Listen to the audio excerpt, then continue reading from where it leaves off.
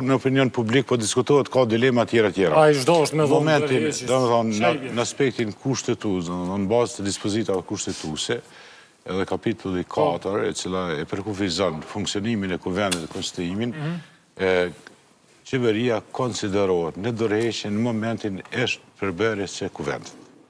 Në moment kur s'ka pas kuvend funksional, prej atij momenti qeveria konsiderohet në dërheqje. Okej. Dhe nuk ka nevojë qeveria me dhonë dërheqje, se në fakt qeveria ka vetëm legalitet, nuk ka legitimitet, por punët të cilët kanë mbetur duhet t'i kryjnë. Dhe qeveri me kushtetut i ka kompetencët e kufizuara.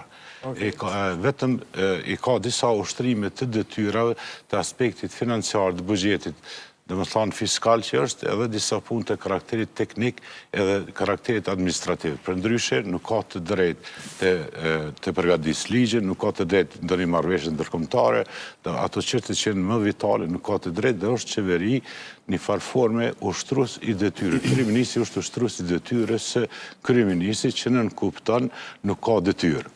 Kjo që ishte në momentin e certifikimit me dhonë dërheqje vlen më shumëti për kategorinë e kandidatëve të cilët kanë qenë kryetar komune, kandidatë të cilët ndoshta prej tyre ka dikush që ka qenë polic, ushtarak ose prokuror, dhe duhet më përcaktu cilën detyrë. Mandati i deputetit nuk është mandat detyrues. është mandat vullnetar. Deputeti e merr mandatin në momentin kur e jep betimin për deputet. Deri në momentin kur jep betimin për deputet, ka krijuar një marrëdhënie juridike, politike, që nënkupton një farë marrëdhënie pune, por nuk është funksional. Funksional është parlamenti atëherë kur zgjedhen trupat kryesor. Trupat kryesor të parlamentit është kryetari, nënkryetari, edhe dy nënkryetarit partive dhe dy nënkryetarit minoritetit, do të thonë 5 janë. Në atë moment konsiderohet se parlamenti i konstituum, prej atij momenti pastaj rrjedhin ato afatet e ligjore dhe kushtetuese për konstituimin e parlamentit. Edhe mendoj që s'ka nevojë që në mënyrë deklarative të ofrohet dërheqja, kur ajo vetive është e përcaktuar sipas bindjes time. Është nisej sigur dikujt që ka përfundu kontrata me dhënë dërheqje. Një parim është kështu. Një parim e harrova të them edhe për mbylli. Për me dhënë dërheqje duhet me pas kuna me dhënë dërheqje. Kuj duhet me dhënë kryeministit dërheqje? Kryeministi duhet me dhënë dërheqje parlamentit. Parlamenti është, domethënë, qendër vendimarrëse, ne jemi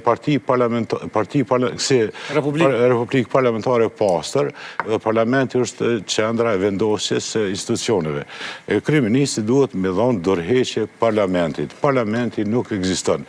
Kuna jep dërheqje, kështu që s'ka logjik kjo, dhe kryeministri dhe ministrat kanë për detyrë me nejt në zyre deri sa të shkon kryeministri i ri.